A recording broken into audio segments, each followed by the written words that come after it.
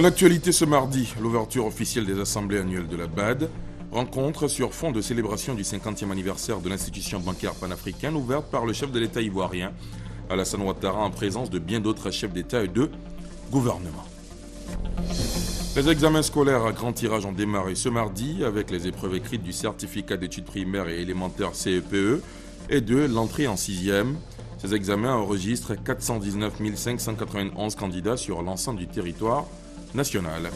Les représentants de partis politiques ce matin dans les locaux de la CEI, la Commission électorale indépendante, en ligne de mire la prochaine révision des listes électorales. Youssou Bakayoko, président de la CEI et ses vice-présidents ont exposé aux représentants de partis politiques les principes et modalités retenus. Et puis, à l'étranger, le Burkina Faso, l'exhumation du corps de l'ex-président burkinabé Thomas Sankara, assassiné en 1987, a débuté ce lundi à Ouagadougou. L'opération qui intervient 28 ans après la mort de l'ex-président burkinabé est conduite par 3 médecins, un Français et 2 Burkinabés. Voilà pour le sommaire. Bonsoir à tous et bienvenue dans la grande édition qui s'ouvre avec ces images en marge des assemblées annuelles de 2015 de la Banque africaine de développement, qui se sont ouvertes aujourd'hui. Le président de la République, Alassane Ouattara, a reçu successivement 2 personnalités ce mardi au palais présidentiel. La première à être reçue par le chef de l'État est le président de Exim Bank, Inde, qui est venu faire part au président Alassane Ouattara les intentions de sa structure en vue de soutenir les entreprises de l'Inde exerçant en Côte d'Ivoire. Quant au Premier ministre du Cap-Vert, deuxième personnalité reçue par le président Alassane Ouattara, il a été question de renforcement de la coopération, notamment au plan économique entre les 2 pays. Vous aurez le compte rendu complet de Jérôme Kofi Abolin dans nos prochaines éditions. On en vient à la rencontre officielle des assemblées annuelles de la BAD, rencontre sur fond de célébration du 50e anniversaire de l'institution bancaire panafricaine, ouverte par le chef de l'État ivoirien Alassane Ouattara. C'était en présence de bien d'autres chefs d'État et de gouvernement. Le récit de Viviane Haïm. Les présidents Ellen Johnson Sirleaf du Libéria, Boni Yayi du Bénin, Ali Bongo Odemba du Gabon, Mahamadou Issoufou du Niger, Felipe Nyusi du Mozambique, Alassane Ouattara de Côte d'Ivoire, ainsi que plusieurs chefs de gouvernement, des personnalités politiques et du monde de la finance. 4500 personnes mobilisées pour ces 50e assemblées annuelles. La Banque africaine de développement est véritablement de retour à la maison après 11 ans de délocalisation. Le président du Conseil des gouverneurs de l'institution a remercié le président de la République Alassane Ouattara pour avoir tout mis en œuvre pour permettre ce retour. Monsieur le président de la République, au-delà de votre appui aux négociations, y compris votre déplacement à Arusha, c'est la normalisation en Côte d'Ivoire qui a facilité le retour de la banque. Je n'oublierai pas d'évoquer les immenses sacrifices financiers que vous avez autorisés, dont plus de 26 milliards pour la réhabilitation de l'immeuble CCIA, siège provisoire de la BAD, offert gracieusement par la Côte d'Ivoire. Monsieur le Président de la République, la BAD est à Abidjan grâce au grand homme que vous êtes et que je salue avec toute l'Assemblée pour dire au nom de tous les gouverneurs ici présents et au nom des États qui les ont mandatés, merci Monsieur le Président, thanks a lot, obrigado, shukran Monsieur le Président Alassane Ouattara, for all you have done for ADB and for Africa. May God protect you, Monsieur le Président. Aux commandes de la Banque africaine de développement depuis 2005, le président Donald Kaberuka a également salué le retour de la BAD à son siège statutaire. Loin des réalités quotidiennes du sous-développement, le risque était grand de voir la banque se détourner peu à peu de ses missions premières qui sont de contribuer au développement économique et au progrès social des pays africains. Depuis septembre 2014, nous sommes de retour à Abidjan. Je tiens à dire un grand merci à tous ceux qui ont fait de cette opération un remarquable succès. Le processus de retour au siège s'est déroulé comme prévu. Logistique sans faille, perte minimale du personnel, moins de 7%, coûts financiers maîtrisés sans aucun dépassement budgétaire. Quant à notre plus grande inquiétude, à savoir l'impact négatif du retour de la banque, la perturbation potentielle de nos opérations, elle ne s'est pas matérialisée. Bien au contraire. L'année 2014 enregistre l'une de mes performances de la banque depuis 2008. Le moment me semble donc opportun de dire encore une fois un grand merci à la Tunisie d'avoir hébergé la BAD pendant 11 ans. Le rôle important joué par le président Houphouët-Boigny dans la création de la BAD a été évoqué. Si à sa création en 1964, elle ne comptait que 23 pays membres et un personnel se résumant à une dizaine de personnes, en 50 ans, la Banque africaine de développement rassemble aujourd'hui tous les pays africains et même des pays et personnes morales non africains, soit un ensemble de 80 membres et un capital de 100 milliards de dollars et un prestige qui s'est accru dans le monde. Le président sortant, Donald Kaberuka, 7e en date, qui vient d'achever son second mandat de 5 ans à la tête de l'institution financière panafricaine, a reçu les félicitations du Conseil des gouverneurs et un vibrant hommage du président de la République, Alassane Ouattara. Nul ne saurait contester le bilan positif de la Banque africaine au cours de ces 50 dernières années, ainsi que son leadership sur les questions de développement de notre continent. Je voudrais dire maintenant quelques mots à l'attention de mon frère, mon ami, le président Donald Kaberuka. Cher ami, vous avez su faire rayonner cette grande institution pendant une décennie tout entière. Votre leadership a été salué par tous, et ceci à juste titre. Vous en avez élargi les compétences. Vous avez su représenter l'Afrique, vous avez défendu nos intérêts contre vents et marées, vous avez su gagner la confiance et le respect de tous. Votre bilan est tout simplement impressionnant.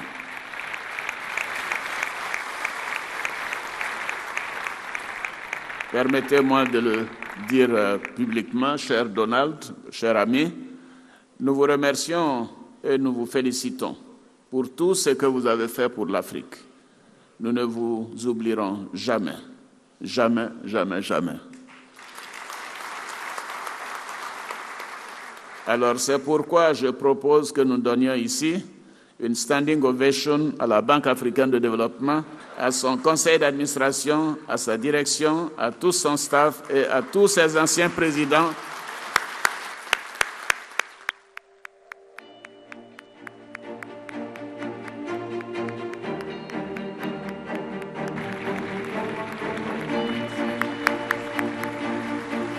Donald Kaberuka s'en va. 8 candidats sont en lice pour lui succéder. Le Conseil des gouverneurs chargé d'élire le président a d'ores et déjà énuméré ses exigences. La succession du partant s'annonce âpre. Et ces autres images du palais des congrès du Sofitel à Abidjan au Côte d'Ivoire, le président de la République a offert un déjeuner à ses homologues venus prendre part aux assemblées annuelles de la BAD. Déjeuner pas comme les autres puisqu'il s'est déroulé autour d'un panel. Le président gabonais, vous le voyez sur ces images, Ali Bongo, a présenté sa vision du développement durable dans son pays qui met l'accent sur la préservation de l'environnement. Le ministre ivoirien de la salubrité urbaine et du développement durable, Rémi Alakwadio, a quant à lui fait partager l'expérience de la Côte d'Ivoire en la matière. Au cours de ce déjeuner, un prix a été remis à Donald Kaberuka, président sortant de la BAD, pour ses actions en faveur de la préservation de l'environnement et du développement durable. Sur le même sujet, notre banque a 50 ans. Ainsi était formulé le thème du premier panel enregistré dans le cadre de ces assemblées annuelles de la BAD, avant l'ouverture officielle des assises d'Abidjan, comme pour retracer le parcours de la banque afin de mieux la positionner pour les 50 autres années à venir. Comment est née la banque? Pourquoi d'ailleurs? Quelle était la vision initiale des pères fondateurs? Ces questions et bien d'autres ont traversé ce panel animé par 8 personnalités, ministres, anciens gouverneurs, anciens présidents, le tout dirigé par Amadou Makhtar Ba, fondateur de African Media Initiative. C'est à lui qu'est revenue la tâche de retracer les péripéties à l'origine de la naissance de la banque. En marge de ces assemblées annuelles de la BAD, le ministre de l'Intégration africaine et des Ivoiriens de l'extérieur, Ali Koulibaly, a eu une séance de travail avec le directeur du département de l'intégration régionale de la Banque mondiale, Colin Bruce, hier à son cabinet au Plateau. Les échanges ont porté sur un programme de financement sur la mobilité des talents dans l'espace ouest-africain et le choix de la Côte d'Ivoire pour être le leader de ce programme dans la sous-région. Moussa Koulibaly. Des opportunités d'affaires pour les investisseurs en Afrique de l'Ouest. La Banque mondiale est intéressée à financer des projets dans le cadre de son programme de partenariat pour la mobilité des talents intra-africains. Pour l'institution financière, le mouvement des talents au sein de la région permet d'accroître le niveau de productivité et de compétitivité des entreprises, ce qui peut en retour stimuler la croissance et créer des emplois à travers une intégration économique accélérée. Au cours de la séance de travail avec le ministre de l'Intégration africaine et des Ivoiriens de l'extérieur, Colin Pruss, le directeur du département de l'intégration régionale de la Banque mondiale, a proposé que la Côte d'Ivoire soit la locomotive du programme. Une nouvelle avenue qui s'ouvre de nos jours, c'est surtout avec la disparition des frontières, c'est le mouvement des talents entre les pays. Et en cette matière, il y a la Côte d'Ivoire qui prend un rôle de leadership au niveau de la région. Une proposition qui, selon Ali Koulibaly, est un atout non seulement pour le pays, mais aussi pour la sous-région. Notre pays a déjà abrité un projet pilote qui s'avère concluant. Au sein de l'UMOA, nous sommes le moteur de l'économie ouest-africaine. Nous pourrions être les leaders, un acteur important pour la promotion des échanges. Les réunions techniques des groupes de travail constitués pour le programme auront lieu à Abidjan cette semaine. Pour permettre aux jeunes Africains de se prendre en charge à travers des projets bancables, c'est le sens du Forum de la jeunesse africaine tenu pour la première fois dans un pays africain.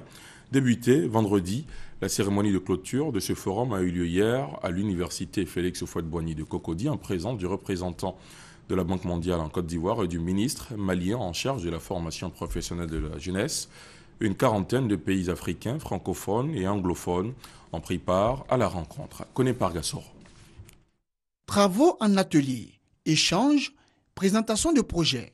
Nous sommes au Forum de la jeunesse africaine, forum qui a lieu pour la première fois dans un pays africain, la Côte d'Ivoire. Objectif de cette rencontre, permettre aux jeunes Africains d'échanger sur les questions d'emploi, mais aussi échanger les expériences sur les projets jeunes et l'entrepreneuriat. L'initiative est de la Banque mondiale. Ces jeunes, parce qu'ils sont brillants et sont courageux, on leur demande de porter leurs projets et de profiter de ces opportunités qu'on leur donne de rencontrer des investisseurs pour prendre en main leur avenir. On prit part à ce forum des jeunes des pays africains francophones et anglophones. La jeunesse est synonyme de force et il nous faut orienter ces forces vers des projets qui seront profitables non seulement à l'échelle de nos pays mais surtout à l'échelle du continent et du monde. Tel genre d'opportunité nous permet entre jeunes de pouvoir nous confronter et également parler des différents problèmes que nous traversons ou auxquels nous sommes confrontés. Les jeunes sur le continent entreprennent, font des choses dans leur société, dans leur vie locale, etc. Et on peut beaucoup s'inspirer les uns des autres. 5 projets sur 1500 ont été retenus et seront financés par la Banque mondiale à hauteur de plus de 5 millions de francs CFA chacun. Ce forum de la jeunesse africaine a bénéficié du soutien du représentant de la Banque mondiale en Côte d'Ivoire et du ministre malien en charge de la formation professionnelle et de la jeunesse.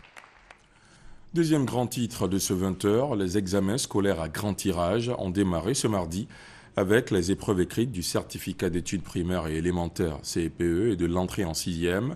Ces examens sur l'ensemble du territoire national ont donc démarré en présence des représentants du ministère de l'Éducation nationale et de l'enseignement technique qui appellent à la veille les parents d'élèves, les élèves et enseignants à la sérénité, au calme et à l'équité dans le travail. Moussa Konaté. 419 591 candidats affrontent depuis ce mardi 26 mai les épreuves écrites du CEPE et de l'entrée en 6e. Ils sont répartis dans 1833 centres d'examen sur tout le territoire national. Dans la matinée, les élèves ont composé dans 3 matières, exploitation des textes, éveil au milieu et orthographe. Ce sont les mêmes questions qu'on a fait en classe qu'on nous a données et j'ai bien étudié mes leçons. Les questions n'étaient pas très faciles. J'ai trouvé ça facile parce que j'ai bien étudié mes leçons. Depuis la matinée, tout s'est bien passé. En tout cas, on n'a pas constaté assez d'absence. Ici, il y a un élève qui n'est pas venu. Donc, jusqu'à présent, ça va. Les enfants sont vraiment correcte. Voilà, discipliné, ça va.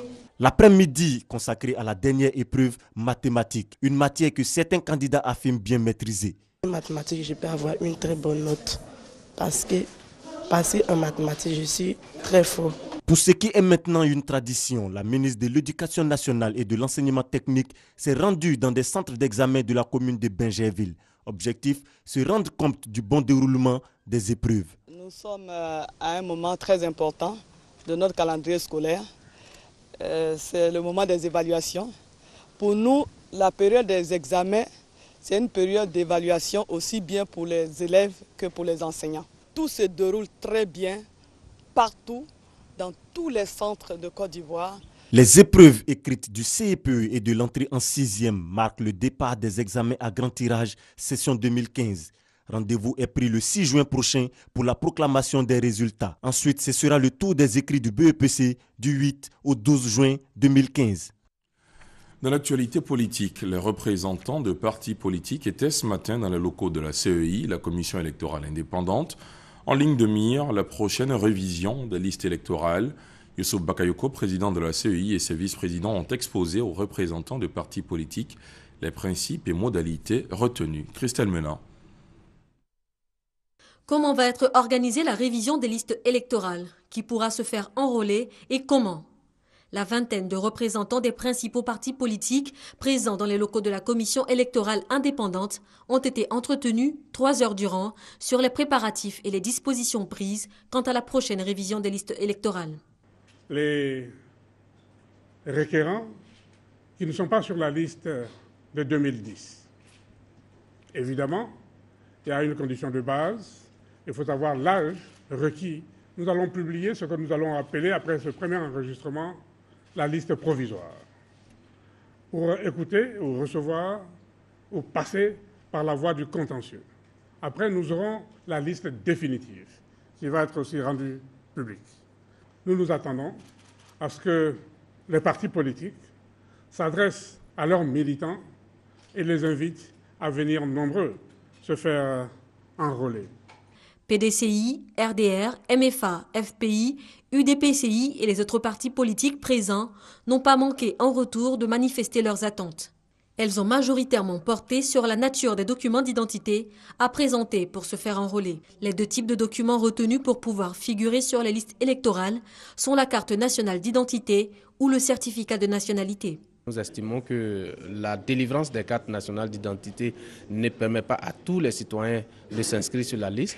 Alors, une autre pièce, notamment le certificat de nationalité, a été admis pour permettre aux uns et aux autres de se mettre sur la liste électorale. Sur cette base, nous sommes satisfaits et nous appelons l'ensemble de nos militants à participer à cette opération. Si nous rassurent que les pièces qu'ils exigent peuvent conditionner la transparence, nous allons mobiliser nos militants à aller se faire enrôler pour que enfin nous puissions aller dans la paix à cette élection de 2015. Au PDCI, on s'est par ailleurs prononcé sur la quantité des sites d'enrôlement prévus sur le territoire ivoirien. On pense qu'avec ces 2000 lieux, plus les 500 qui vont rouler dans plusieurs endroits pour pouvoir vérifier ces lieux de recensement, on pourra quand même se faire identifier facilement. La révision des listes électorales pour les élections à venir est prévue se tenir du 1er au 30 juin prochain. Ceux déjà inscrits sur la liste de 2010 sont appelés à vérifier les données les concernant sur le site internet de la CEI. Les nouveaux majeurs et non encore inscrits sur les listes électorales sont invités à le faire dans les 2000 sites d'enrôlement ou à travers les 500 unités mobiles prévues à cet effet.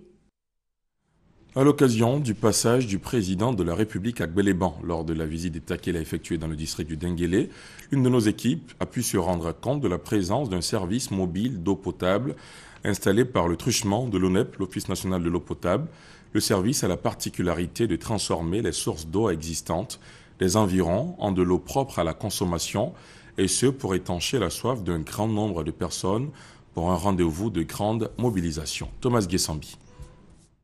Durant les visites d'État du président de la République dans les régions et districts du pays, à côté du principal, il y a toujours le secondaire non négligeable. À Gbeleban, par-delà l'inauguration du tout nouveau pont, reliant désormais durablement la Côte d'Ivoire à la Guinée, une autre attraction. une petite unité mobile de production d'eau potable. Installée par le truchement de l'Office national de l'eau potable, l'unité qui fonctionne à l'énergie solaire veut agrémenter à sa façon l'événement. On a constaté en Côte d'Ivoire qu'il y a beaucoup de régions où des villages ont de l'eau à côté. Il y a un fleuve, il y a une rivière. L'eau est là, mais elle n'est pas potable. Et ils n'ont pas de l'eau potable à boire. Souvent, ils sont obligés de boire cette eau. Donc nous, on s'est dit, mais pourquoi ne pas potabiliser ces eaux-là et les offrir aux populations? Ces initiateurs de jeunes Ivoiriens comptent mettre ce service à la disposition du grand public en tout temps et en tout lieu.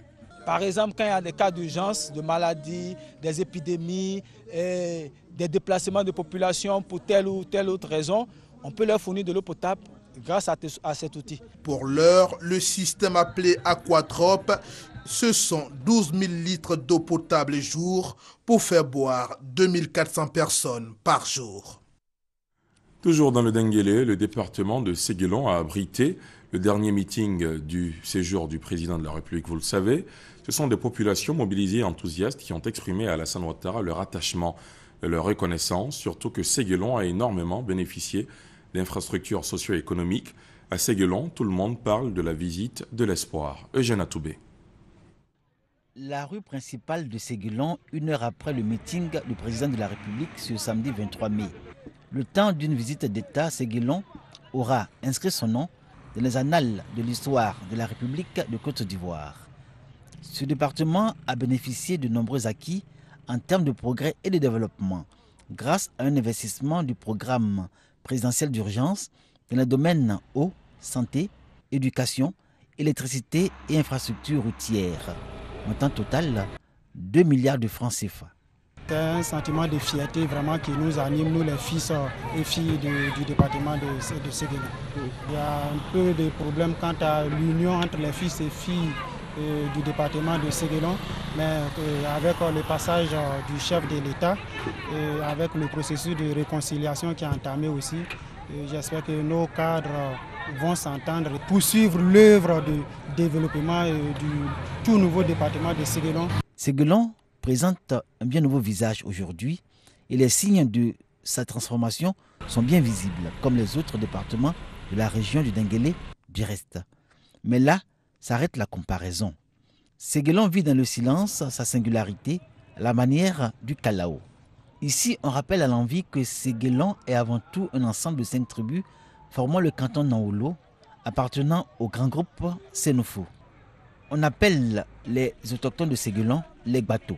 Nos parents ont immigré vers la région du Kabadou, aujourd'hui le district de Déné. À Séguélon, il n'existe que des Koné, mais il y a aussi des Djarasuba, des Doumbia, des Konaté. Je suis en train de négocier avec certaines personnes, surtout des opérateurs économiques, pour pouvoir nous donner des coups de main. Surtout que vous voyez, le département, nous n'avons pas d'usine. L'union, l'entente et la solidarité sont les valeurs que la municipalité de Séguélon a choisies comme socle de son développement. Un défi gigantesque, assurément, au regard de tout ce qui reste encore à combler comme besoin pour le bien-être des populations. Il y a quelques jours, s'est tenu à Lourdes en France le 57e pèlerinage militaire. La rencontre a regroupé 43 pays venus d'Afrique dans la Côte d'Ivoire, également de l'Europe, de l'Asie et de l'Amérique. Au cours de cette rencontre, un hommage a été rendu à tous les soldats tombés au champ de bataille par l'évêque des armées françaises, Luc Ravel. Le point avec Grace Cando. Chaque année, au cours du pèlerinage militaire international de Lourdes en France, une journée est dédiée à tous les soldats tombés au champ de bataille. À travers un défilé dans les rues de Lourdes, les différents pays représentés se sont retrouvés à l'espace réservé au monument aux morts.